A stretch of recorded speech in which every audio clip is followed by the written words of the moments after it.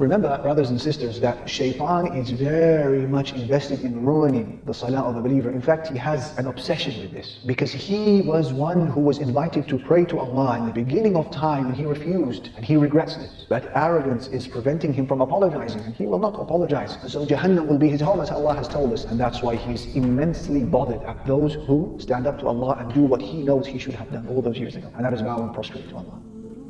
His first line of attack on you and I is to convince us that there is no need to pray. Salah is futile. So you know many people from your family, perhaps all your friends, may Allah protect them and guide us all, who don't pray. Shaytan has successfully convinced them that Salah is futile. There's no need for it. If, however, he fails in this endeavor and you crush those whisperings and you get into your salah, he doesn't give up. He goes for the second best line of attack, which is what? Delay your salah. And that is why a lot of people, they don't remember the last time they prayed Fajr when it was still dark outside. If and when they pray it, it's only when the sun is halfway up the sky. La hawla wa la quwwata illa billah. He will say delay it, snooze it. It's okay, you have time, combine it. If, however, you pray your salah on time, he will go for his third line of attack. He doesn't give up. And that is what? Al-waswasa, to whisper. He will stand next to you and he will remind you of things that you had completely forgotten about. And you will find that your mind has become such a problem-solving brain in salah, and remembering solutions to problems that have passed a long time ago, and you start recalling things that you had completely forgotten about. That is Shaytan. If he cannot stop you from praying, he will minimally detract from the reward by distracting.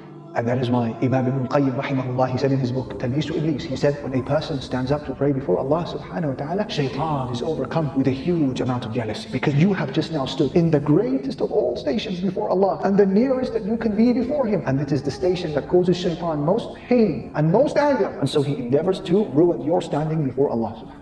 It bothers him. It reminds him of a traumatic past. It reminds him of his fate and future. It reminds him of his arrogance. This is the most transformational act that a Muslim can do in his life, to say Allahu Akbar and stand in salah. And so jealousy overcomes him, and he begins to try to remind you of things throughout the day to detract from your reward.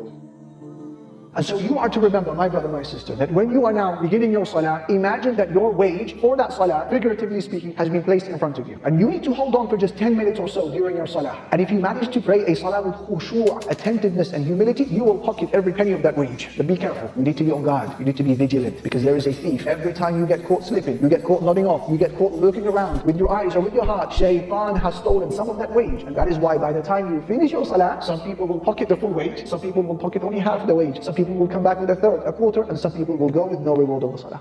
And that is why when Aisha radiallahu anha, she asked the Prophet sallallahu alayhi wa sallam about the iltifat, looking around in salah. What did he say? Looking around in salah is theft, which Shaytan steals from a person's salah. So where is your heart, and where are your eyes, and where is your focus on salah? That's why you begin your salah with A'udhu billahi minash shaytanir rajim. Ya Rabbi, help me. Ya Rabbi, assist me. How many of us have walked away from our salah, while Shaytan, he is now walking away in a state of hysterical laughter, because he knows what he has done to our salah. And that's the difference between praying with khushu' and praying without khushu'. I give you a benchmark. I give you a litmus test.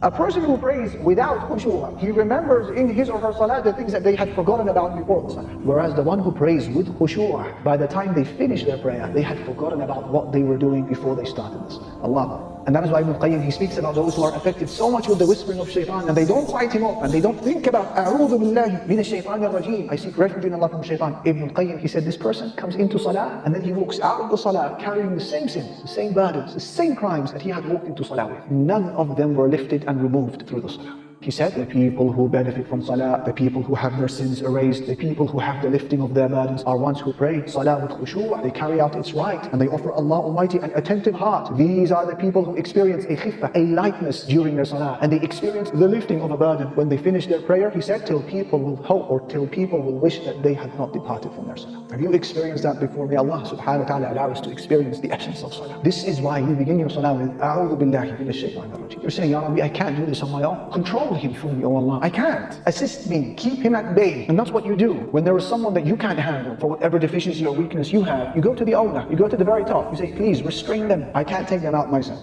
And this is the analogy given by Imam Ibn Jawzi. He said that one of our pious predecessors said to his student, what will you do in a situation where Shaytan has beautified for you sins? You can't stop sinning. Whether it's things you're looking at, listening, touching, inhaling, smoking, buying, selling, whatever it may be. He said to his student, what do you do in a situation where Shaytan keeps tempting you to sin? The student, he gave the answer that you and I would have given, which is fight Shaytan away. He said, what if Shaytan comes back a second time? He said, I'll fight him away. And what if he comes a third time? He said, I'll repel him, I'll push him away. He said, that's the long route. And then he asked him a question. He said that if you came across a herd of sheep, and then the dog of the shepherd came running running after you and started barking and prevented you from continuing your journey, what do? He said, I will try to repel the dog as much as I can. He said, this is the long way. He said to him, what you need to do is, you need to go to the shepherd, you need to go to the owner of the dog and tell him to restrain his dog. That way you'll be able to pass.